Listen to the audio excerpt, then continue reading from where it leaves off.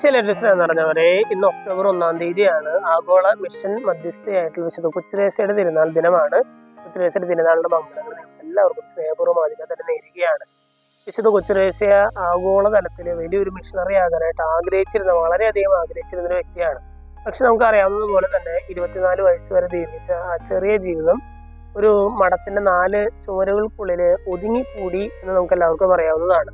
ലോകമെങ്ങും പോയി സുവിശേഷം പ്രഘോഷിക്കാനായിട്ട് ആഗ്രഹിച്ച ഒരു വലിയ വിശുദ്ധ ഒരു ചെറിയ മുറിയിൽ കിടന്ന് മരിക്കുകയാണ്. പക്ഷെ ദൈവത്തിന്റെ ഹിതം എന്നോണം പിന്നീട് വർഷങ്ങൾക്ക് ശേഷം ആഗോള മിഷണറിമാരുടെ മധ്യസ്ഥയായിട്ട് ഈ കൊച്ചുത്രേസ്യയെ ഉയർത്തിയ ഒരു ചരിത്രം കത്തോലിക്ക സഭയ്ക്കുണ്ട്. സ്നേഹമുള്ളവർ, എങ്ങനെയാണ് വിശുദ്ധ കൊച്ചുത്രേസ്യ ഇത്രയും വലിയ വിശുദ്ധയും വേദപാരമ്പര്യവുമായിട്ട് തീർന്നത് എന്ന് ചോദിച്ചാൽ അതിനുള്ള ഉത്തരം വളരെ സിമ്പിളാണ്. കൊച്ചുത്രേസ്യ ഈശോയെ സ്നേഹിച്ചു എന്നുള്ളതാണ്.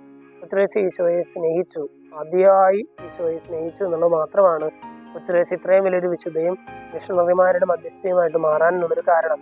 ഇന്നത്തെ സുവിശേഷത്തില് ഈശോ ശിഷ്യന്മാരെ ഒരു സുവിശേഷ യാത്രയ്ക്കായിട്ട് അയക്കുകയാണ്, വലിയൊരു മിഷണറി യാത്രയ്ക്കായിട്ട് അയക്കുകയാണ്. ഈശോ അവരോട് പറയുന്നത് ഒരേ ഒരു കാര്യത്തിലാണ്, വളരെ സിമ്പിളായിട്ട് ജീവിക്കുക. നിങ്ങൾ പോകുന്ന സമയത്ത് വടിയോ സഞ്ചിയോ അപ്പമോ ഉടുപ്പോ 2 ഉടുപ്പുകളോ ഒന്നും കൊടുക്കണ്ട, വളരെ സിമ്പിളായിട്ട് നിങ്ങൾ പോയാൽ മതി.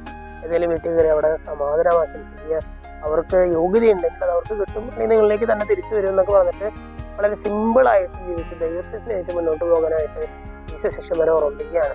ഇന്ന് നമ്മൾ വിശുദ്ധ കൊച്ചുത്രേസ്യ ഓർക്കുമ്പോൾ കൊച്ചുത്രേസ്യ നമ്മളെ പഠിപ്പിക്കുന്ന വലിയ കാര്യം തന്നെയാണ്. വളരെ സിമ്പിളായിട്ട് ജീവിക്കാനായിട്ട് നമുക്ക് സാധിക്കും. വളരെ സിമ്പിളായിട്ട് ജീവിച്ച് ദൈവത്തെ സ്നേഹിച്ച് മുന്നോട്ട് പോകാനായിട്ട് സാധിക്കും. അങ്ങനെയാണെങ്കിൽ വിശുദ്ധ കൊച്ചുത്രേസ്യയെ പോലെ നല്ലൊരു വിശുദ്ധരായിട്ട് മാറാനായിട്ട് നമുക്ക് ഓരോരുത്തർക്കും സാധിക്കും. എന്നുള്ള കൃപയ്ക്കായിട്ട് നമുക്ക് പ്രാർത്ഥിക്കാം. ദൈവം നമ്മെല്ലാവരെയും സമൃദ്ധമായിട്ട് അനുഗ്രഹിക്കും.